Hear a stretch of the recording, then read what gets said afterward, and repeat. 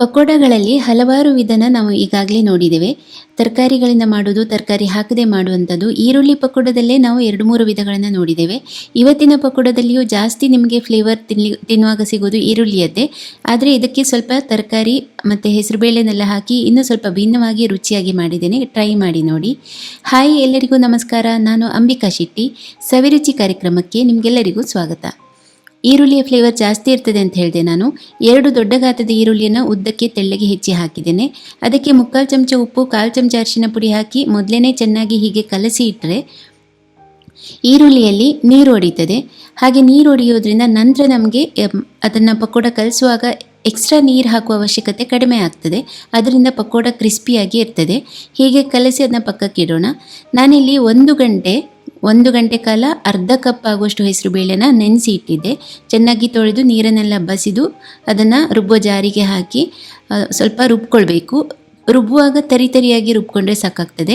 ರುಬ್ಬುವಾಗ ನೀರು ಹಾಕೋದು ಬೇಡ. ಹೆಸರು ಬೇಳೆಗೆ ಅದು ತೇವಾಂಶ ಇರ್ತದಲ್ಲ, ಅದೇ ಸಾಕು. ಅದನ್ನು ಈಗ ಈರುಳ್ಳಿಗೆ ಹಾಕಿ 3 ದೊಡ್ಡ ಚಮಚ ಆಗುವಷ್ಟು ಸಣ್ಣಗೆ ಹೆಚ್ಚಿರುವ ಕ್ಯಾರೆಟ್ ಮತ್ತು ಕ್ಯಾಪ್ಸಿಕಮ್, ಹಾಗೆಯೇ 3 ದೊಡ್ಡ ಚಮಚ ಸಣ್ಣಗೆ ಹೆಚ್ಚಿರುವ ಬೀನ್ಸ್ ಹಾಕಿದ್ದೇನೆ. 1 ದೊಡ್ಡ ಚಮಚ ಆಗುವಷ್ಟು ಸಣ್ಣಗೆ ಹೆಚ್ಚಿರುವ ಹಸಿ ಶುಂಠಿ, 2 ಹಸಿಮೆಣಸು ಸಣ್ಣಗೆ ಹೆಚ್ಚಿ ಹಾಕಿದ್ದೇನೆ. 10 ಕರಿಬೇವಿನ ಎಲೆನ ಸಣ್ಣಕ್ಕೆ ಹೀಗೆ ಚೂರು ಮಾಡಿ ಹಾಕಿದ್ದೇನೆ. 3 ದೊಡ್ಡ ಚಮಚ ಆಗುವಷ್ಟು ಕೊತ್ತಂಬರಿ ಎಲೆನ ಹೀಗೆ ಹೆಚ್ಚಿ ಹಾಕಿದ್ದೇನೆ.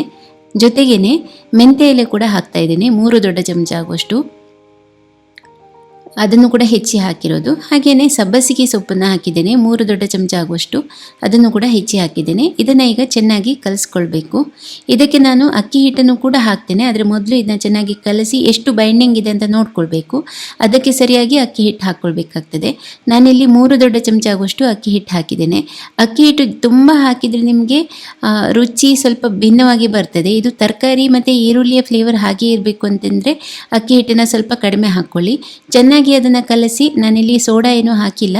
ಹಾಗೆಯೇ ಅದರ ಮಿಶ್ರಣದಿಂದ ಚಿಕ್ಕ ಚೂರುಗಳನ್ನು ಮಾಡಿ ಬಿಸಿ ಎಣ್ಣೆಗೆ ಬಿಟ್ಟಿದ್ದೇನೆ. ಎಣ್ಣೆ ಸರಿಯಾಗಿ ಕಾದಿರಬೇಕು. ಪಕೋಡನ ಕರಿಲಿಕ್ಕೆ ಹಾಕೋ ಮುಂಚೆ ಚೆನ್ನಾಗಿ ಹೊಂಬಣ್ಣಕ್ಕೆ ಬರೋ ತನಕ, ಗರಿ ಆಗೋ ತನಕ ಇದನ್ನು ಕರೆದು ತೆಗಿಬೇಕು. ನೀವು ಇದನ್ನು ಚಟ್ನಿ ಜೊತೆಗಾದರೂ ತಿನ್ಬೋದು ಅಥವಾ ಟೊಮ್ಯಾಟೊ ಕೆಚಪ್ ಜೊತೆಗಾದರೂ ತಿನ್ಬೋದು. ತುಂಬ ರುಚಿಯಾಗಿ ಇರ್ತದೆ ಸಾಮಾನ್ಯವಾಗಿ ನಾವು ಮಾಡೋ ಪಕೋಡಗಳಿಗಿಂತ. ಯಾಕಂದರೆ ಹೆಚ್ಚಾಗಿ ಪಕೋಡ ಅಂತ ಹೇಳಿದರೆ ನಾವು ಕಡಲೆ ಹಿಟ್ಟು ಹಾಕ್ತೇವೆ. ಇದರಲ್ಲಿ ನಾನು ಕಡಲೆ ಹಿಟ್ಟು ಹಾಕಲಿಲ್ಲ. ಸೋಡಾ ಬೇಕಿದ್ರೆ ನೀವು ಹಾಕ್ಕೊಳ್ಬೋದು.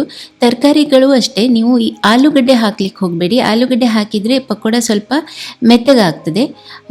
ಮತ್ತು ಉಳಿದೆಲ್ಲ ತರಕಾರಿ, ಯಾವ ತರಕಾರಿ ಹಾಕಿದರೆ ಕ್ರಂಚಿ ಆಗ್ತದೆ ನೋಡಿ, ಕ್ರಿಸ್ಪಿ ಆಗ್ತದೆ, ಅಂಥದನ್ನ ಹಾಕಿ ನೀವು ಮಾಡಿ ನೋಡ್ಬೋದು. ಖಂಡಿತ ಮಾಡಿ ನೋಡಿ. ಇನ್ನೊಂದು ಅಡುಗೆ ವಿಧಾನದೊಂದಿಗೆ ನಾನು ಮತ್ತೆ ಬರ್ತೇನೆ. ನಿಮ್ಮ ದಿನ ಶುಭವಾಗಿರಲಿ. ಧನ್ಯವಾದಗಳು.